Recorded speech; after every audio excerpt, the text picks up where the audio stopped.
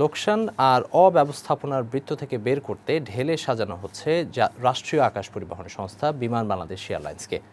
নতুন অর্গানোগ্রাম অনুযায়ী উপব্যবস্থাপনা পরিচালক পদ সৃষ্টি সহ নিয়োগ পদ্ধতিতে স্বচ্ছতা ও জবাবদিহিতা নিশ্চিত করার পদক্ষেপ নেওয়া হচ্ছে। আর পরিচালনায় বাড়ানো হচ্ছে মন্ত্রণালয়ের নজরদারি। বৈশ্বিক টেলিভিশনকে এসব কথা জানিয়েছেন বেসামরিক বিমান পরিবহন ও পর্যটন সচিব মহিবুল হক। রীতা নাহারের প্রতিবেদন। বিমান বাংলাদেশ এয়ারলাইন্স প্রতিষ্ঠার 4 দশকেরও বেশি সময় পার হয়েছে।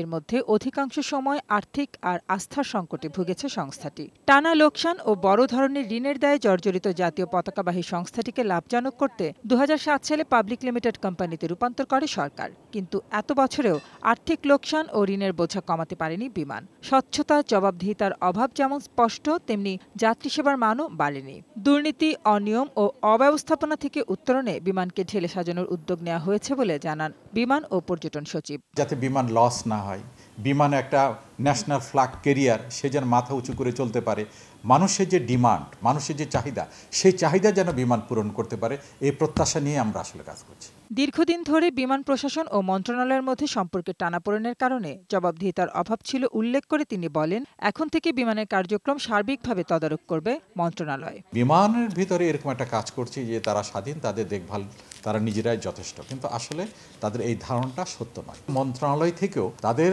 উপর অতীতে এইভাবে খবরদারি করা হয়নি। আমরা যখন এখন খবরদারি করছি, নজরদারি করছি, এটাও তাদের প্রতি করা হয়নি। যেমন আমি আজকে সকাল থেকে বিমানেই ছিলাম, কোথায় লাগেজ হ্যান্ডলিং নিয়ে সমস্যা হচ্ছে, কেন সমস্যা হচ্ছে, এটা আমরা দেখেছি। ব্যবস্থাপনা পরিচালক, উপব্যবস্থাপনা পরিচালক ও পরিচালক পদে যোগ্যতার মাপকাঠিতে নিয়োগ নিশ্চিত করা হবে বলেও জানান তিনি। যে আমাদের জন্য ফিট ক্যান্ডিডেট হবে, আমরা তাকেই নেব। আমরা চাইবো দেশের মানুষদের অগ্রাধিকার দেওয়ার জন্য। যদি দেশে না পাই তাহলে বাইরে আমরা দেখব। এদিকে গত 20 ডিসেম্বর শেষ হয়েছে বিমান পরিচালনা পর্ষদের মেয়াদ। শিগগিরই নতুন পর্ষদ গঠনের পর দেশি বিদেশি গণমাধ্যমে শূন্য পদে নিয়োগ বিজ্ঞাপন দেওয়ার কথাও জানান সচিব। রীতা নাহার, বৈশাখী সংবাদ, ঢাকা।